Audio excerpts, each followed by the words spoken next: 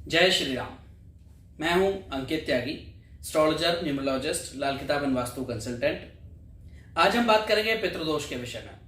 आखिर क्या है पितृदोष के कारण और क्या है उसके निवारण। जी हाँ, जानेंगे कुछ छोटे छोटे उपाय जिनके माध्यम से हम छुटकारा पा सकते हैं पितृदोष से और छुटकारा पा सकते हैं जीवन की उन तमाम समस्याओं से जो पितृदोष के कारण उत्पन्न होती हैं। सबसे पहले तो जानेंगे आखिर पितृदोष होता ही क्यों है, पितृदोष होता क्या है।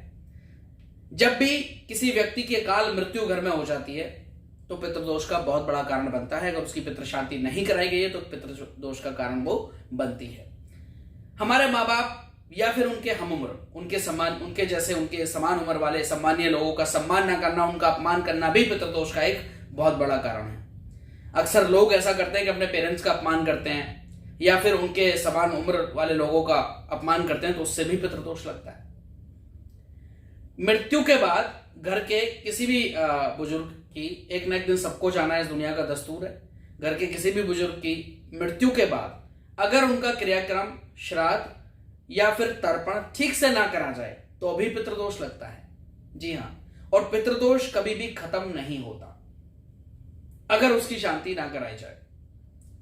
शास्त्रों में ऐसा वर्णित है कि पितृदोष की एक बार शांति अवश्य करा लेनी चाहिए।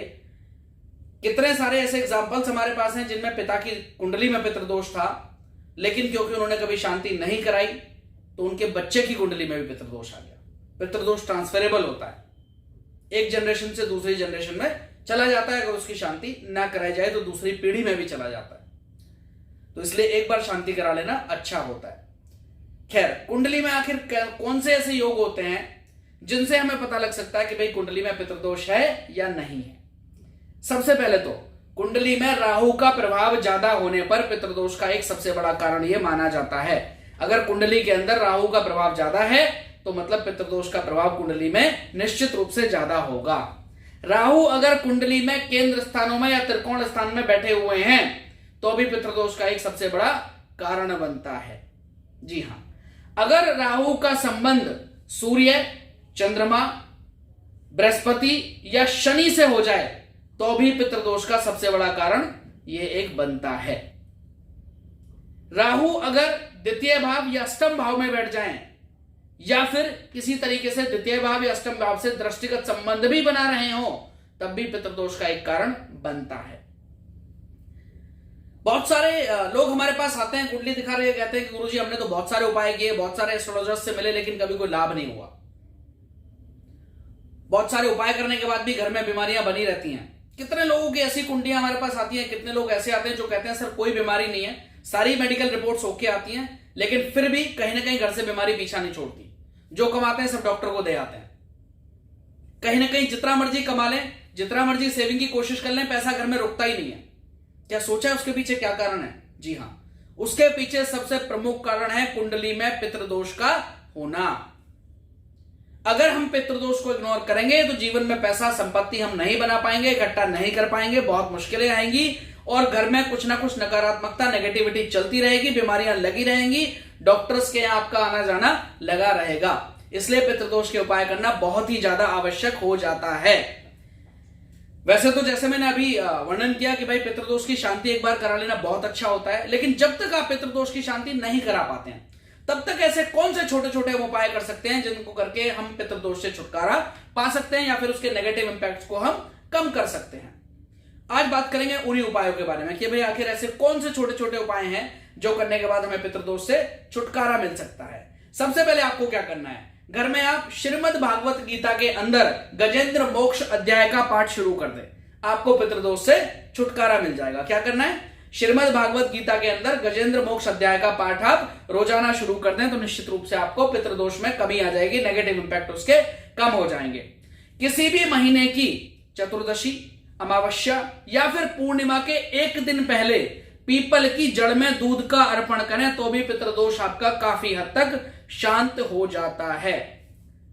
ठीक है, एक दिन पहले लेकिन, और इवनिंग में, शाम को करें तो ज्यादा बेहतर होगा। 1.25 किलो चावल आप ले लें, 1.25 किलो चावल लेकर के अपने घर में रख दें। उसमें से एक मुट्ठी चावल रोजाना लेकर के अपने सर के ऊपर से 7 बार घुमा करके एंटी क्लॉकवाइज आप बहते हुए जल में प्रवाहित करें। निश्चित रूप से आपको पितृदोष से छुटकारा मिलेगा। या फिर अगर बहता हुआ जल संभव नहीं है तो आप वो पक्षियों को भी खिला सकते हैं। ऐसा कहा जाता है हिंदू धर्म के अनुसार 84 लाख योनियां बताई गई हैं कि इंसान जन्म मिलता है 84 लाख योनियां भोगने के बाद। हमारे जो पितृ होते हैं उन्हें भी 84 लाख योनियों में जाना पड़ता है, ऐसा शास्त्र सम्मत है। 84 लाख योनियां भोगने के बाद ही यह अनमोल जन्म जो मानव जन्म हमें मिला है, तो हमारा फर्ज बनता है कि हम पितरों का तर्पण और शांति जरूर करें। योनियां तो सबको भोगनी है, 84 लाख योनियां भोगे बिना तो मतलब ही नहीं कि मानव जन्म मिल जाए दोबारा, लेकिन कम से कम उनको ऐसी किसी योनि में ना भटकना पड़े कि जो कि अच्छी नहीं मानी जाती, जो कि बहुत खराब योनियां है। उसके लिए पितृ तर्पण और पितृ श्राद्ध होना बहुत जरूरी है।